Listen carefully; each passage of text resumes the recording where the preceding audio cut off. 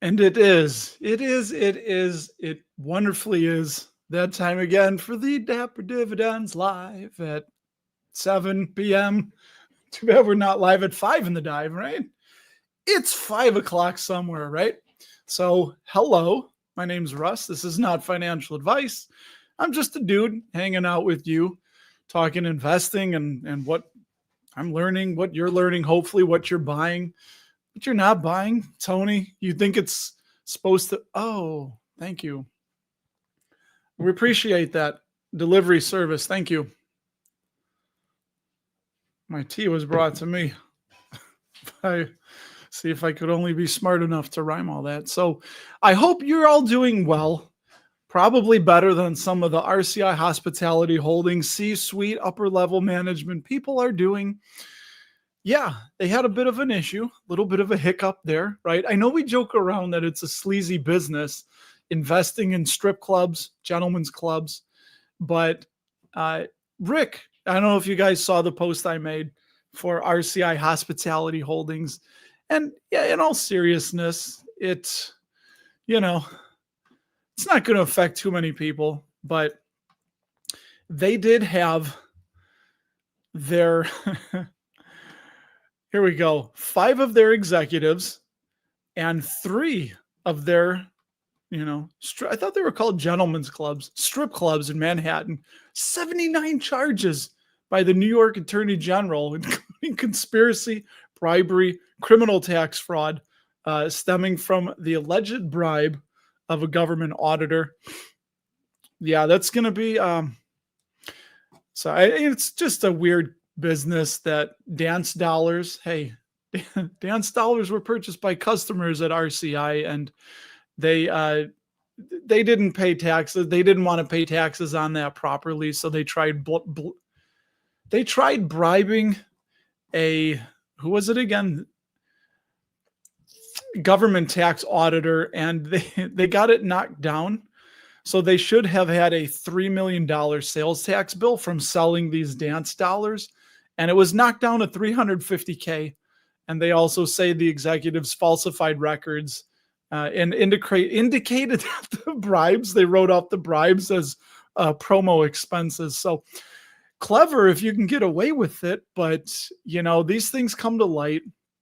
I think they said it's been over a while. Yeah, their CEO, Eric Langan, he's going to have to potentially sell some of the shares he's been buying, and their shares fell. But yeah, and of course they said nothing happened. These are just charges. We're as pure as the driven snow. Nothing to see here. But yeah. And I've thought about this too as I was pulling up this headline that UC Escola, he gave them a strong buy rating in July. But again, you can't know the future. You can't know everything. And as we see on this tab, right, yeah, from Inside Arbitrage, that their CEO, if you go to insidearbitrage.com and then click on insiders, it will show you the buying, selling, all that good stuff. But Eric Scott Lanigan in August, so just about a month ago, he bought 1,370 shares of his stock. So I don't know. Apparently, he maybe wanted to keep the charade going, like all's well that is looks well. But anyway, I know some of you lunatics out there invested in RCI, right? And I know I joked about it with Halloween coming up. Last Halloween, I said, hey, I'm going to buy a share or two of RCI, and that way I can go around telling people I'm dressed up as a sleazy strip club owner. But yeah, it is a business that's, well, you won't have to twist my arms, Tony, to eat at All'Antico Veneo. I'm not very good with Italian. With the Italian at the Venetian. So we're just looking to book our rooms, and my wife wants to stay at the Venetian, and I'm telling her, like, dude, it's way too expensive. I'll take you in there. I'll walk you around. I'll let you throw a few pennies in the canals that they got there. But yeah, these Italians with their Italian letter and all that stuff, forget about it. I don't want to have any part of it. It's too rich for my blood. Apparently not my wife up there. but we do shop at Aldi. That's more my style. This mug is insanely hot to keep this ruse up. So thanks, Tony. We'll have to see. It's going to be a whirlwind trip while we're out there. We're flying in on Friday night, and then we will be there Saturday, Sunday, flying out Monday. The daughters have, when we were young, 2023, one of those nights, or both nights. We're going to go with them one night and then the other night. And it's, hey, trying to put my money where my heart is, in my mouth, right? Yeah, it's going to be expensive. And as you guys know, I talked about it last week. I sold some Lockheed Martin stock. So let us also know what stock you're buying. What are you buying this week? We want to hear that. Give us a reason. I'm buying more Portillo's maybe if it drops, not the food. Well, I'm always up for the food, but do you guys feel like I do? It feels like entertainment. We tell the kids when you go out to eat, that's basically entertainment. It's like going to a movie, going to a sporting event. It's an entertainment expense. You don't go out to Portillo's to eat. Yes, you're eating, but it's an entertainment expense in my purview. Well, the sky, the roof, the roof or the roof. I don't know how you say it. That's what's up. What's up, Josh? Saw you on Blossom. We conversed there. We were talking a little bit about, crazy week, right? With Jimmy Kimmel getting pulled. And I shared it. It makes me feel better about the long-term position that Nextstar's in. It doesn't make me feel good. Sure. Do I wish I held all those shares and sold over 200 and at 225 where it hasn't been in ages? Of course. But that's the whole Annie Duke thinking in bets. She would make the decision based rationally and logically. And right, sometimes somebody, I don't know, you could have 4 of a kind and somebody will have, I don't know my cards that well. I'd say a full royal flush. Full house doesn't beat royal 4 of a kind. We'll say you have a full house, right? Full boat, and somebody has a 4 of a kind. You go all in on that, right? It's usually it works out, but yeah, we'll see. We'll see what happens with them. With we just popped on. We were talking about RCI Hospitality Holdings. They're own a bunch of strip clubs, and hey, some people make money, you know. Yeah, we did go to Fremont last time. It was a little bit seedier for me than the strip, but I didn't mind. Maybe it was because I was with my teenage daughters, and there's women that are down there that are half naked, but honestly, I seem to be more offended than them. So, kids these days, right? Oh, Will, yeah, we were talking about selling options on XLP, XLU, and XLI. And you found out State Street runs the sector spider funds. Yeah, that's interesting because I don't think I would buy an ETF just to sell options on it. And, I've looked at SCHD. The premiums are so low. And that's where I get greedy. And that's been part of my problem is that you want to make money quick by selling options on volatile stocks that have high premium, but that's the thing. They can go up really quick or down really quick. So yes, you're getting more money up front, but it could move against you. You're stuck with a loss, or it could go way up and then you miss out on the gains. But alluding to the video I just shared, as I look back on, I didn't finish my Nextstar thought. Just to put a bow on that, probably is it just feels like broadcast television is more beholden now than ever to the Washington, D.C., especially the administration, almost, making a veiled threat against broadcasters that, hey, if you say something we don't like and you offend us, you may get your broadcast license revoked. So I don't like that. And it's just one more feather in the cap of streamers because, right, what are they going to do? I'm sure there's some recourse that the federal government could take, but that would be a different discussion for a different day, I guess. But if Netflix was running a anti-Trump documentary and he's like, take it down now, what are they going to do? I mean, I guess he could file a lawsuit, and that's going to take time, but I guess they have less control over streamers like Netflix, right? QXO. What is QXO? Let's look that up right now. Bernard. Can we call you Bernie? QXO. I think I should know that one. But we're going to find out together. We'll do news. Don't worry. What you got going on with QXO here? Is this the shipper? What do they do? This is on Seeking Alpha, by the way. And I want to give you more real estate by doing that. What does... I know because there's XPO, and this isn't...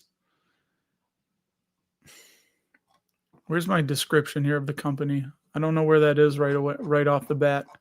Straight away. Oh, roofing, waterproofing, and other building products. So kind of like Carlisle. Asphalt, metal roofing, wood roofing, tile roofing, slate roofing. You know what it just felt like there? Felt like Bubba from Forrest Gump, right? It's got asphalt, metal roofing, wood roofing, tile roofing, slate roofing, roofing accessories, roofing insulation products, just built up roofing, modified roofing, EPDM roofing, PVC roofing, low slope metal roofing. I don't know. That's too many roofings. Waterproofing on the roofing. Anyway, enough of that silliness. So they're heavily tied into roofing. And that's about all I got to say about that. So because you're so kind, Bernard, let's just see that now. I should do this more also when I do the Simply Safe look and just flip over to Seeking Alpha, because then you can see right here at least that the quant gives it a hold, but Wall Street thinks it's a strong buy. Analysts are a buy. And that, and then just, some of the quick one sentence topic hits from these analyst articles. So holds and buys for QXO. I don't own QXO, if you hadn't guessed. All right, that's part 2. That was the one where Forrest met up with the guy that was all into QXO. I think that was the grandfather of the founder of QXO, and he was just telling all about... Josh, you said that certain real estate markets are currently involved in boom and bust cycles. Yeah, I mean, we just saw the most, right after the quarter point rate cut, we just saw, I think they said in 30 years. I don't know if that's hard to believe, because they say that was the biggest influx of mortgage refinancing. But dude, when we refinanced down to our 2.25%, it feels like that was, what's LV? Louis Vuitton? Yeah, anyway, it felt like that was a period of time where everybody was refinancing. So, oh, Tony's selling puts on the Qs. LV, right? Louis Vuitton. I mean, we can look that up. We'll look up Mr. WTF. You responded to my newsletter, I think, right? We'll just put you down as WTF. Oh, HHIS can sustain the 25 distribution. Oh, yeah. So thank you for doing that. You can unsubscribe afterward, but I turn on, you have to be a subscriber for at least a minute, because as some of you old schoolers remember, dude, we get flooded with porn spam bots. It just becomes, it's a big headache. So this at least keeps them off. But yeah, HHIS. That, let's look at it real quick. If it can keep its, So my life retro, I think this is going to be one of those high, right? Let's see what it is. If I can find my dang right button here. Yeah, we'll look it up for you on. We'll go with Seeking Alpha because let's see. I probably need to put in the ticker, huh? We got the Harvest Diversified High Income Shares ETF. I've never peeped in on this one before. Seeking Alpha analysts think it's a buy. Brand new. Started trading in January of 2025.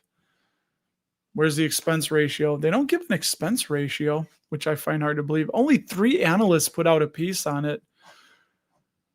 What does this guy do? It's ETF, derivatives and stocks of companies operating. So it doesn't look like it is holding the underlying or the reference assets. Seeks to benchmark the performance of its portfolio against the Solactive U.S. large and mid cap tech. So it's a large cap tech ETF, right? Mid and large. And it's from Canada. I hate her.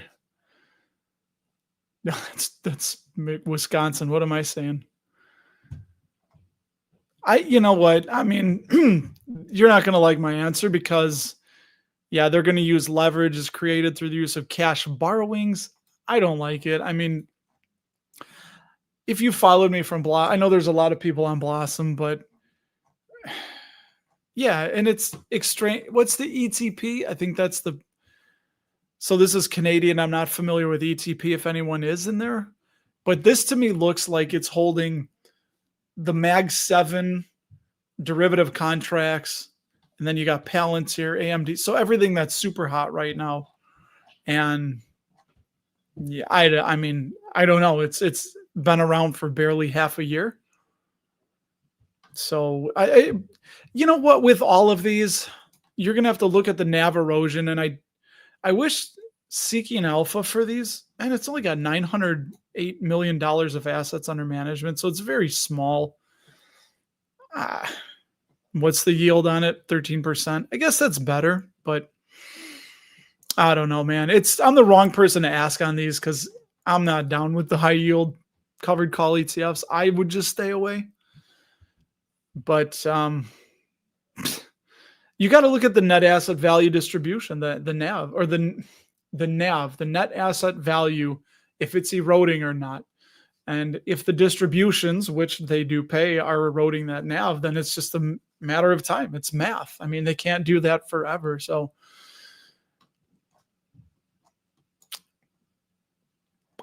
what is that?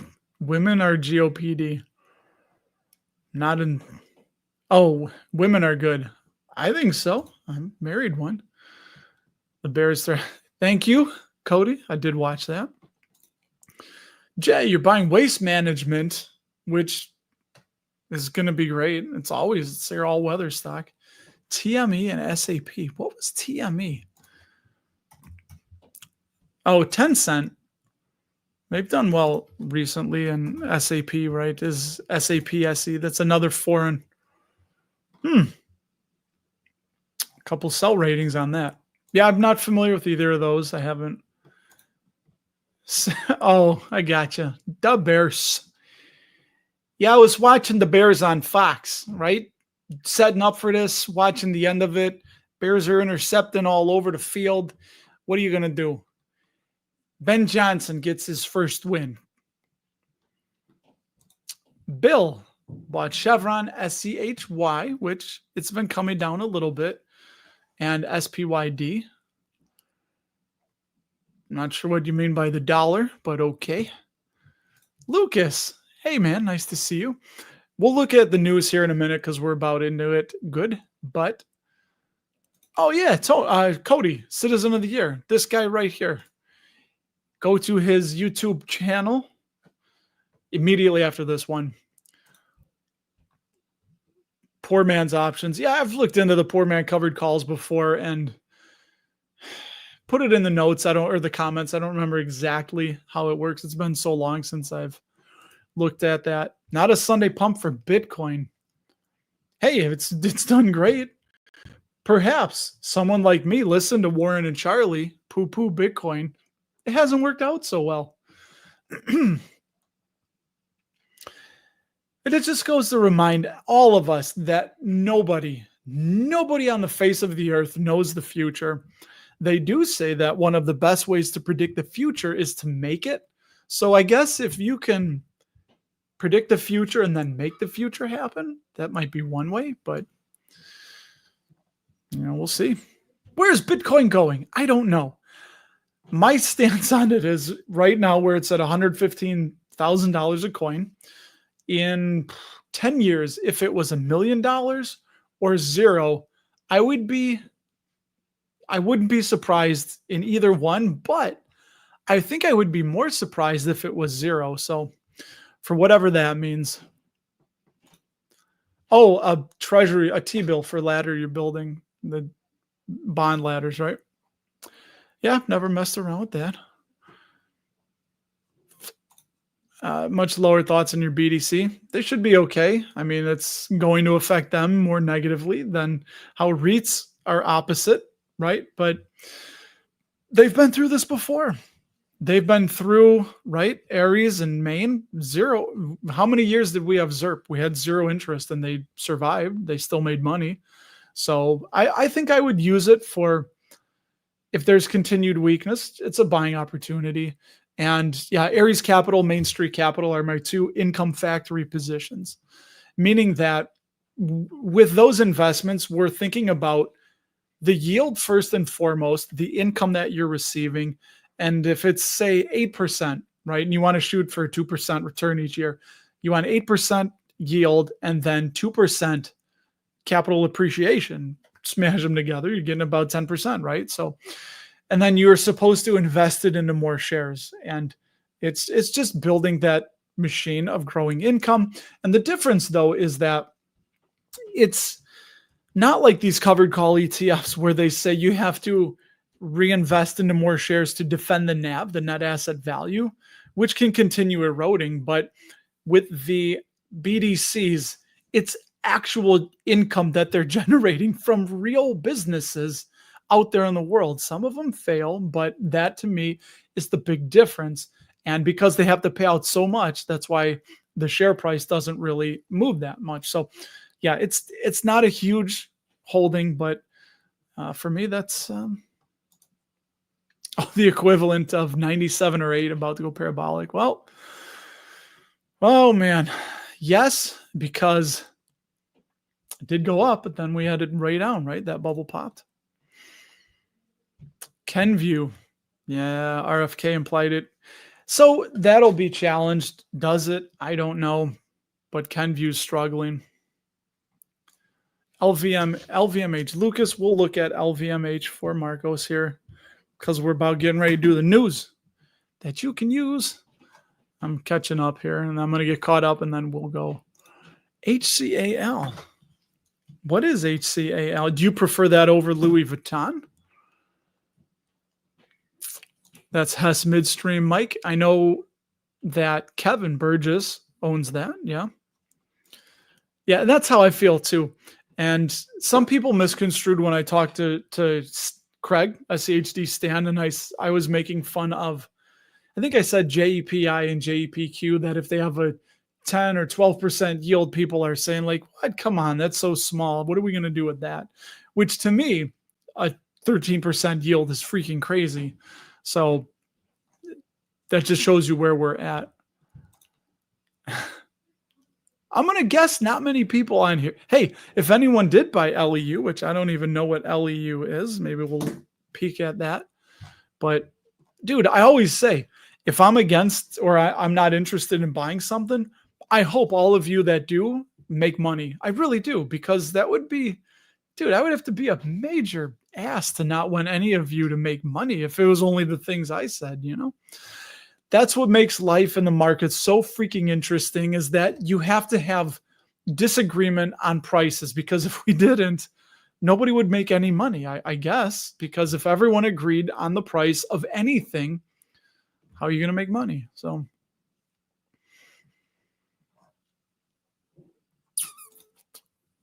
Oh, Mo. Yeah. Speak of the, well, I don't want to call you the devil, but speak of somebody that's up in Canada. Bit better of some of the other extremely high yield cover call ETFs. Um, Good. Thanks for the color, Mo. I do appreciate that. CHDN, that's Churchill Downs, right? So I'm a bit biased that CHDN. I know they split, right? They had a split 2024, I think, 2-for-1.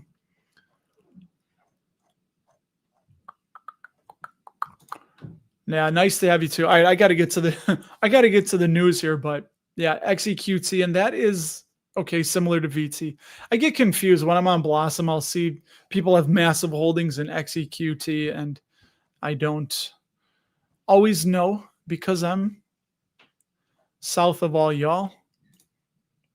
Oh, Gemini, that's the Winklevoss twins, right? Didn't the Winklevoss twins get their money because they had said that Facebook, talk about right place, right time. Didn't they file a lawsuit against Zuckerberg and the Zuck and Facebook and say, hey, that was our idea. He stole it.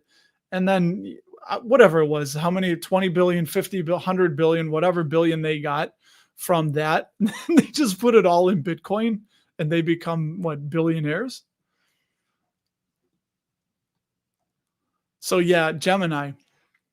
I don't know about that, but there's a lot of platforms that would be my concern, Josh. And is that, I can't see your avatar so well because it's super small, but is that George Carlin? If it is, I love George. But I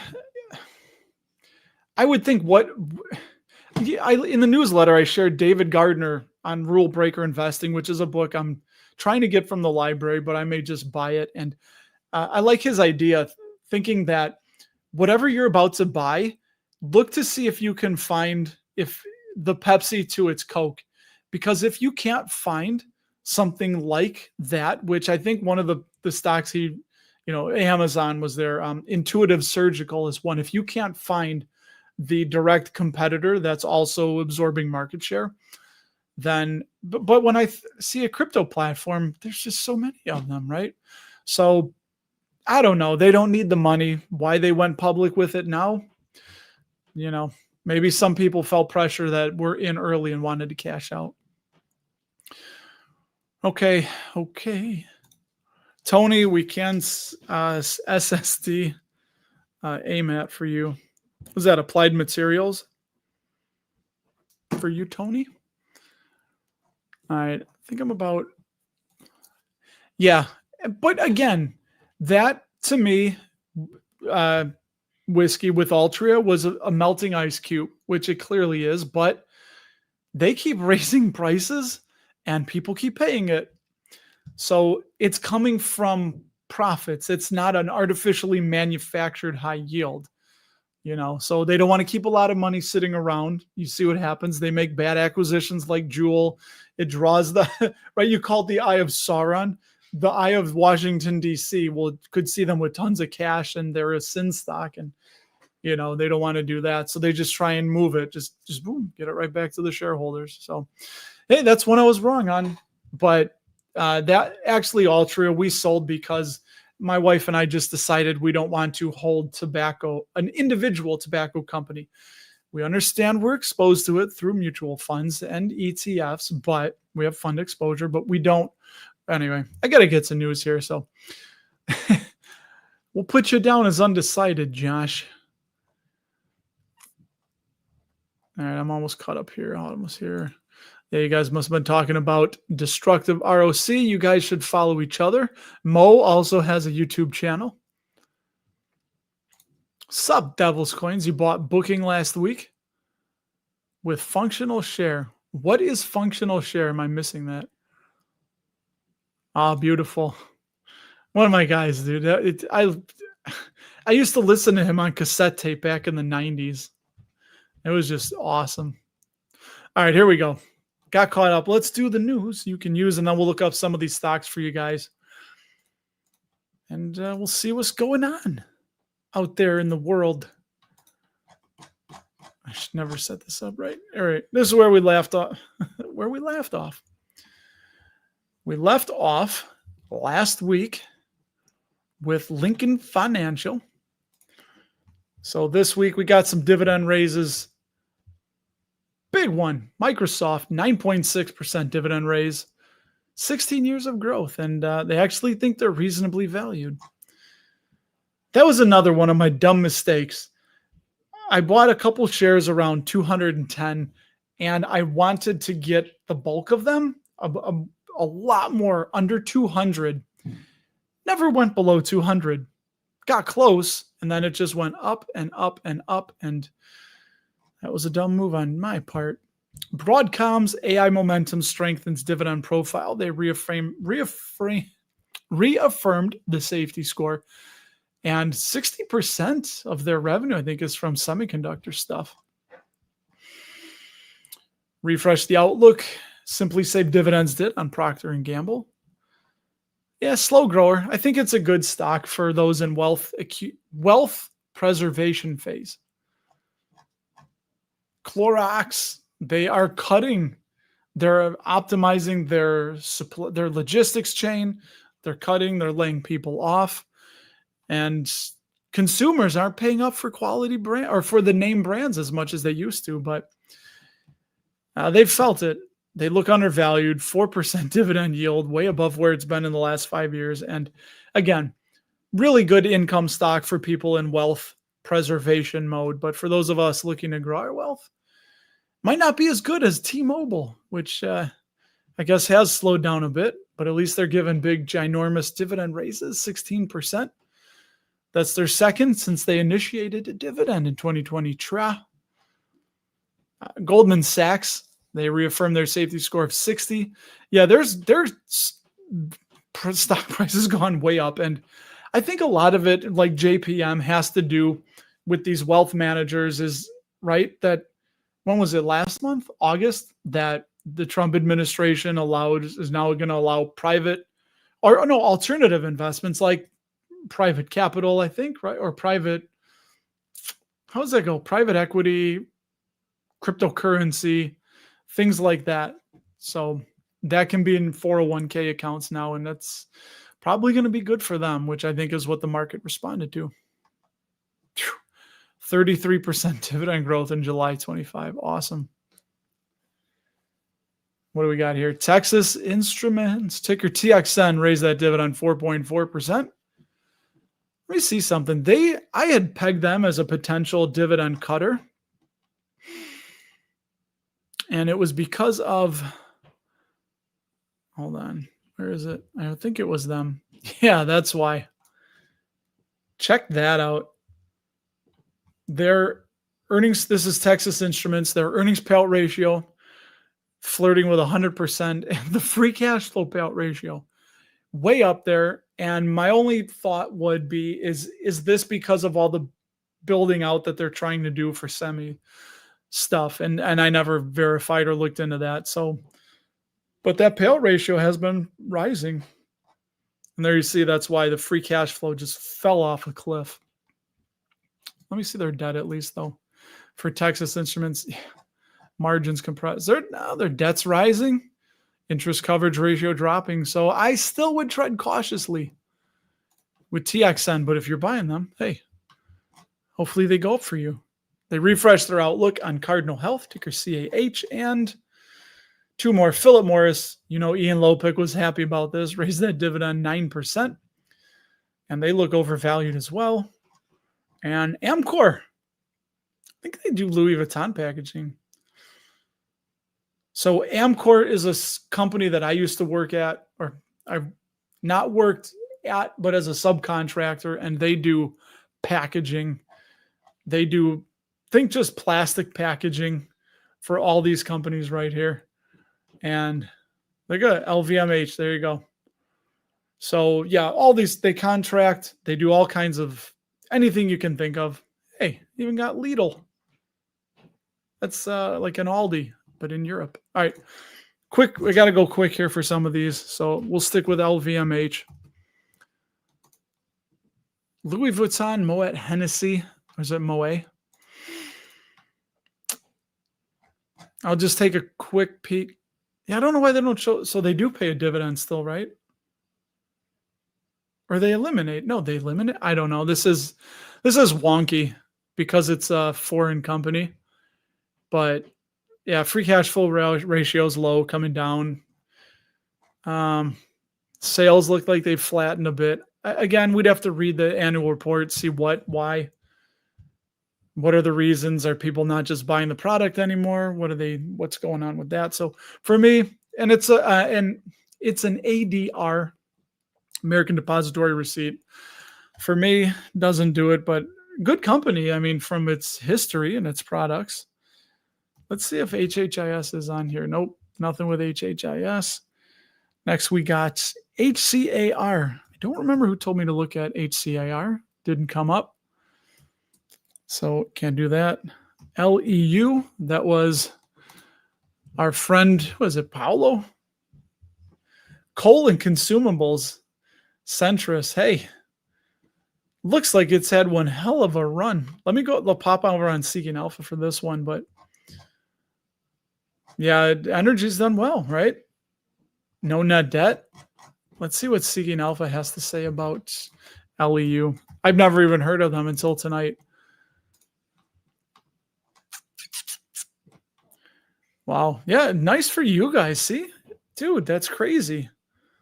It has been on a tear. And this thing was $58 in April, and we're over 200 now. You got to love this. And here's this is what I was talking about when you get analysis. So these are people, and I think this can be helpful because I've never dug into this company. I've never looked at it, but at least I can give you a little flavor of some people that have, where you get a buy, a sell, a buy, a strong sell, a buy, a sell. Ian Bizak, same one, and then the quant says hold. A couple more here. One more. Tony, you wanted AMAT.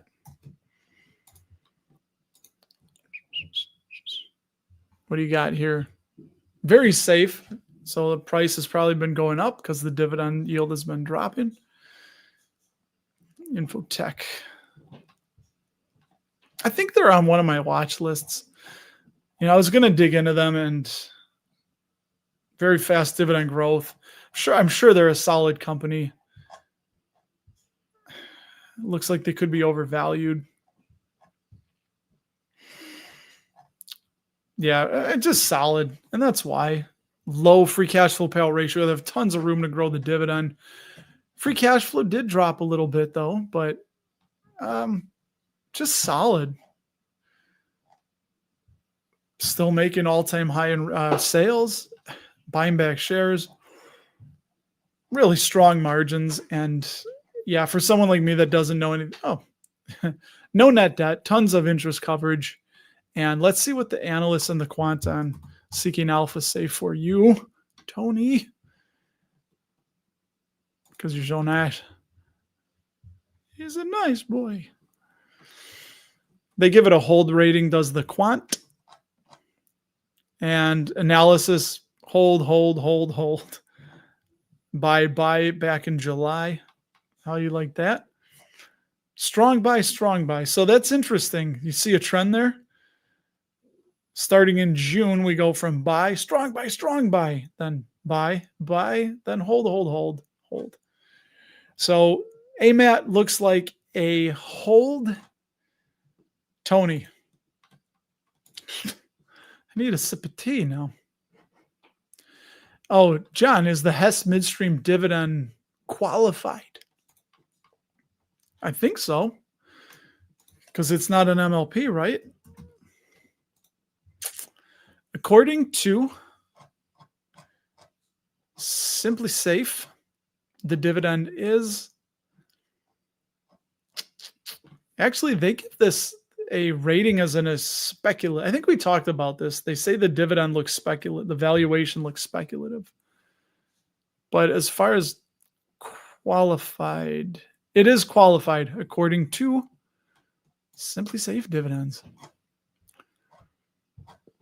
Okay, fractional share. Hey, and you know what, man? Fractional shares, there's nothing wrong with those. You're still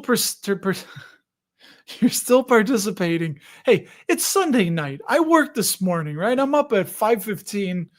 It's the end of Sunday, so I get some mulligans. I get a few freebies to stumble over my words when it's the end of the day. And, I'm 20 minutes away from just shutting my brain down for the next 2 hours because, yes, that's why. So, fractional share, you still participate in all of the upside, all of the downside, all of the percentage gains, right? It's just the dollar amount is not going to be the same. So, nothing wrong with those. I wonder if I get a sip of this now.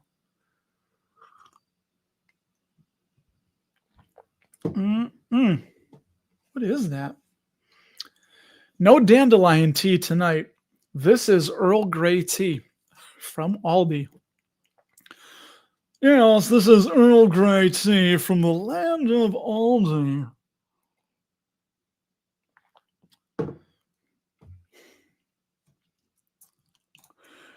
For covered call ETFs, the total return has to be higher than the yield, and often it's not.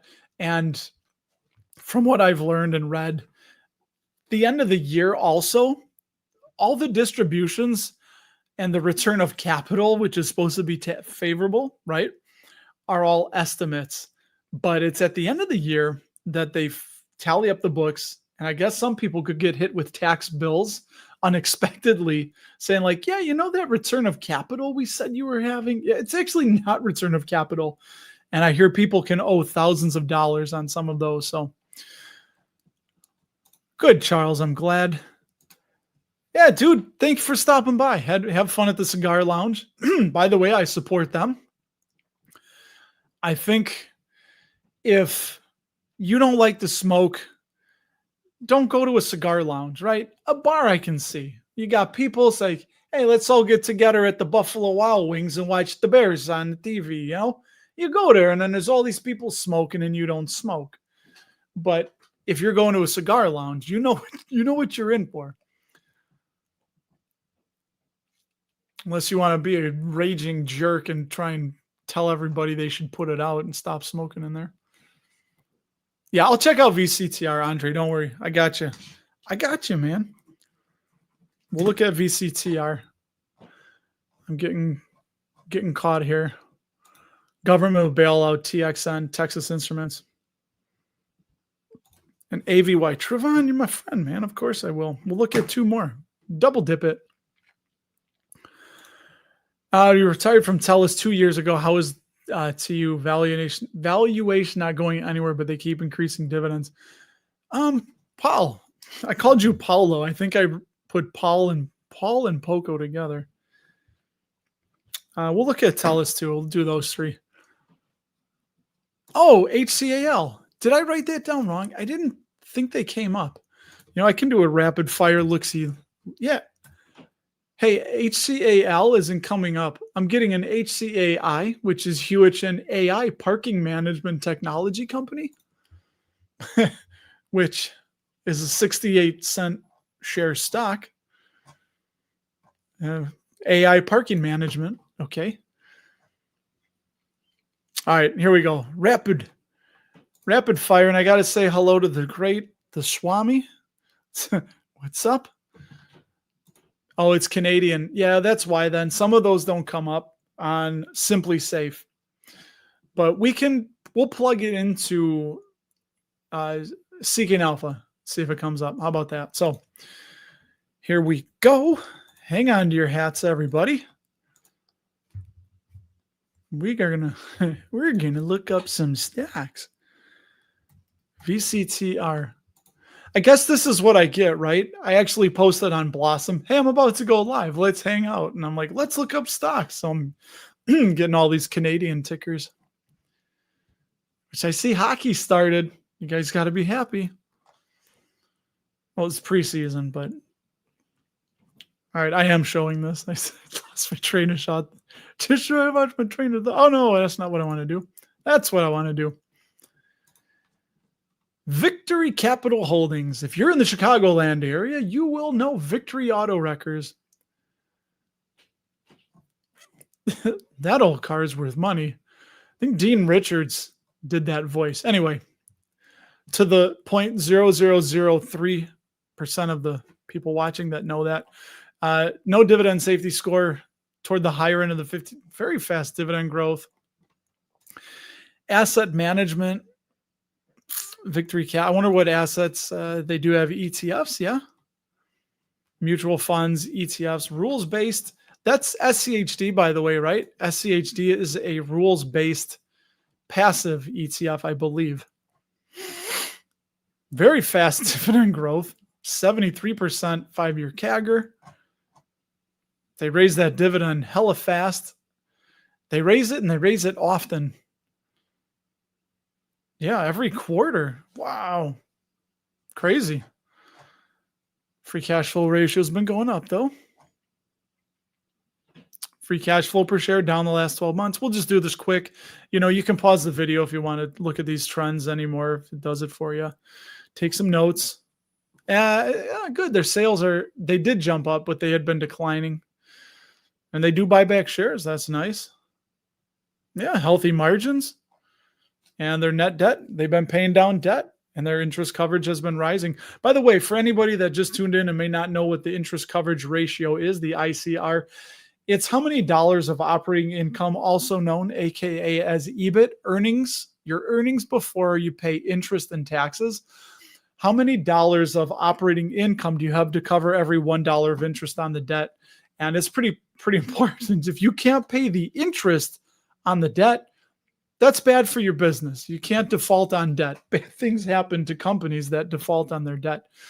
So you want to have that, some wiggle room, which they do have. So $8.37 to cover every $1 of interest on the debt. And let me see VCTR here on. They give it a hold. And the analysts, which I guess you guys can pause this stuff too, have hold, strong buy. So mostly holds on Victory Capital. But we're going to look up HHI. Oh, no, we did HHIS on here. The Canadian one was, what was the Canadian? HCAR. HCARE. Nope, that ain't it. I don't think Simply Safe. No, too many S's. They don't have it on there. Now we'll look up two more. AVY. Avery Dennison. I've seen some of their buildings before, I believe. Packaging products. Yeah. Pressure sensitive materials like papers and films, which is easy. I think we're going to need that. I don't think AI is going to replace that, right? They cater to industries like apparel, logistics, and pharmaceuticals. Okay. Easy enough to understand. Nice dividend growth. They cut it during the GFC. Looks like they just raised the dividend in, I don't know, a couple months ago. Could be undervalued. Yeah. So that's got to tell you one thing. Why is the dividend yield so high and the forward PE so low? And it's at the lower end of the 52-week price range, which I think Sonoco, right? Packaging, they've had issues. Yeah, really low free cash flow payout ratio. Earnings going up, free cash flow looks like it could rebound. Buying back shares. Sales, you don't like to see that. It's flattened out since 2021, but margins have compressed a little bit. But they're still healthy. Looks very healthy to me, except that debt. That's up there a little bit. Decent ICR. So, yeah, I don't remember who asked about AVY. Oh, that was Trevon, right? Yeah, I'd give it a thumbs up. And then Trevon, because I like you, let's see what the folks over at... All right, well, they show that. Anyway, Trevon, we won't get too much into this, but they give it a sell, the quant does. Cardboard box demand slips, raising concerns about consumer spending. So that's probably the big, and that was came out today. So the analysts, you got a bunch of holds and a couple buys. So yeah, I guess it's a hold, right? Or stay, if you have it, hold it. But if you're thinking, don't, maybe. I don't know. And one more, TU. We'll start here since I'm on holds. Paul, you asked about TELUS. This is kind of nice. I like doing this more because, I don't know everything about every stock. Obviously, none of us do. So it's kind of nice to get this little flavor here of what analysts have to say, but mostly holds, a couple buys in there. And some are, I don't know. Take that for what it's worth, and then we'll look at Simply Safe here. What are we doing to you? Tell us. Borderline safety score of 60. So we got 8% yield almost. It's toward the lower end. It's a telecom. I was wrong, I guess. Say that a lot about AT&T. Dude, I sold them in 18 and change. They're up around 30. Where are you guys going? You can speak. My children are leaving. Where you going, cheering? They won't talk to me. Now I sound like I'm crazy. People think I'm talking to myself. Anyway, what do we tell us? So, it's just steady. Look at that dividend growth streak. Nice. Nice. Yeah, it's Canadian. I don't know. It feels like what? The Canadian AT&T? Probably highly capital intensive, highly competitive. Takes a lot of money to keep these businesses running. They're not capital light. But if they have a moat, then they're almost kind of like the government regulated utility in a way.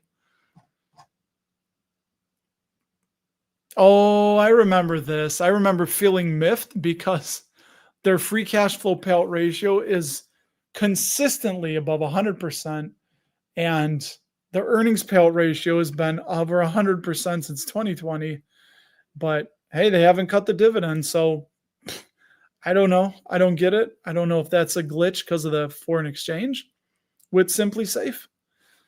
And they're diluting. They're increasing the share count. Margins are compressing. It's just not excited. You know what? I don't know your financial situation or what you're all about, Paul, but the debt looks high. It's chronically high, stupidly low ICR. And again, these could be foreign exchange conversions, but I don't know, man. I guess if you were in wealth preservation mode, you're just worried about the income. Okay. And Paul, that's a good point. And that's probably why. So it is what it is, You own, so we looked at those, did that. Canadian investing on hold, hockey season. I love these guys wrestling. What wrestling, Lucas? Pro wrestling? Like Macho Man Randy Savage pro wrestling? Or what do you got going on there? Some other kind of wrestling? So you own some of Victory's ETFs. Yeah, and I don't know anything about them, but hey, they got some really nice dividend growth. So that's cool to see. You foresee no moat for cardboard and plastic film. Yeah, that could be. And I think the companies that have contracts, maybe it is like a commodity business, because if you have Avery Dennison and Amcor is offering the same service for less money, and they can do the job the same. If you are Quaker, I don't know. Are you going to really want to stick with pay more?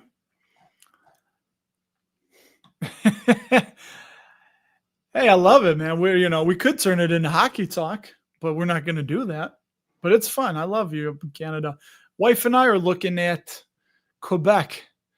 I hear good things about Quebec. It's beautiful there. Looks like it's straight out of Europe or it's out of France. Matt, have I ever looked at CNQ? We're up against it, so I'll just give you the Cliff Notes version. 70 safety score. The valuation looks like it may be undervalued. And Seeking Alpha. Oh, the quant gives it a buy. All right. And the analysts give it a strong buy. So there you go. I know you can't see this, but you got a bunch of buys, a bunch of strong buys. So maybe bring that one up next time. We can look at it, but it looks solid. It looks like it's getting a lot of love. I don't even remember talking to myself. Oh, I see what you mean. Yeah, my kids, I can see them now. We're decorating for Halloween, and they're finishing doing out in the dark some of the decorations out front. So they didn't want to disturb the podcast and the YouTube, whatever. So they wouldn't talk. But yeah. Technically, I wasn't talking to myself, but because they wouldn't speak up, it did sound like it. Nick, what's up, man? We've never talked, You're a faceless channel, though, so it could be good, right? I've tried it with Cody, done collabs and stuff, but tell us not for you. Too many red flags. Yeah, I just don't like the the free cash flow payout ratio and the earnings per share payout ratio that high. That has to come down. It's math. It can't be that long. Oh, you like WWE? Good. Have you watched the documentary on Netflix, ticker NFLX? We're slowly getting through that. Yeah, we're gonna go up there eventually. That's what I like to hear. I was talking with somebody on Blossom, and I mentioned how one of the things I want to do in my life is drive from Halifax to Vancouver, right? Or Victoria. When I was in the Navy and I was a young buck, I was in Halifax, Nova Scotia. And then a couple years later, we did a port visit in Victoria, BC. And I said, I'd like to drive and go to, Toronto, Halifax, Toronto, Montreal, Quebec, Winnipeg, Calgary, Edmonton, Vancouver. Have you noticed the theme? It's all where there's been hockey teams. And somebody I was talking to, they said, please, for the love of God, avoid Edmonton. Winnipeg. They said, there's nothing in Winnipeg. Don't stop at Winnipeg. Just keep going. WWE Unreal. Yeah, we've seen that. Yeah, Nick, we'll chat. I get so busy. I'm so bad at watching other people's videos. Actually, right now I'm reading. It's been sucking up a lot of my time because I have it for 3 weeks. I've been reading Ron Chernow's book on Mark Twain. And I say reading the audiobook version, but it's like 44 or 46 hours long. So yeah, I've been, and by the way, Nick, Dividend Growth Income, if you don't follow him, please do. Please follow his channel. But my God, where does the time go? Here, tell us they had to fund their ADSL build out, then fund their fiber build out, then fund early retirement packages. And you know what? I think it's always going to be that way.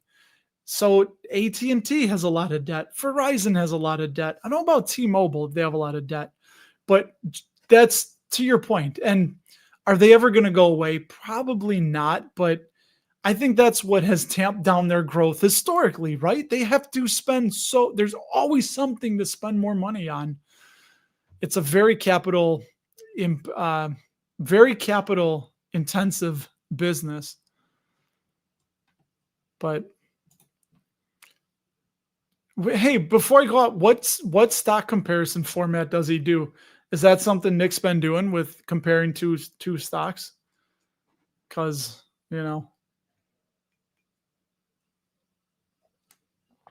anyway, you can put. I'll go on his channel and check it out sometime this week.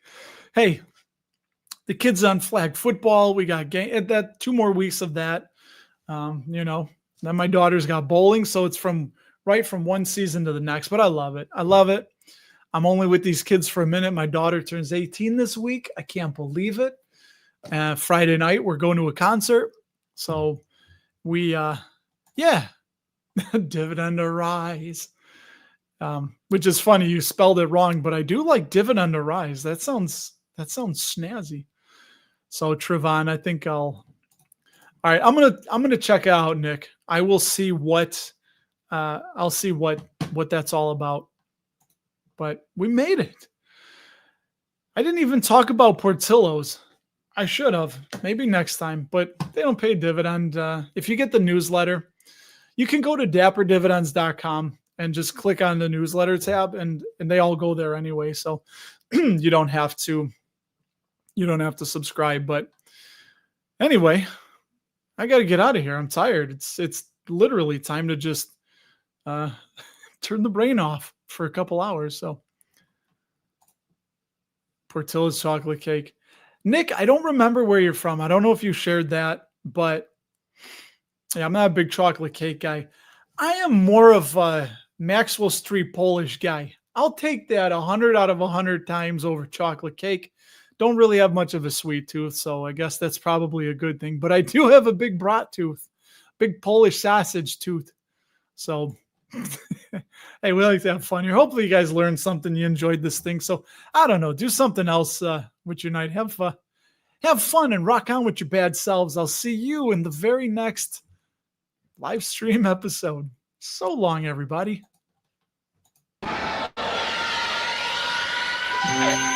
Who's there?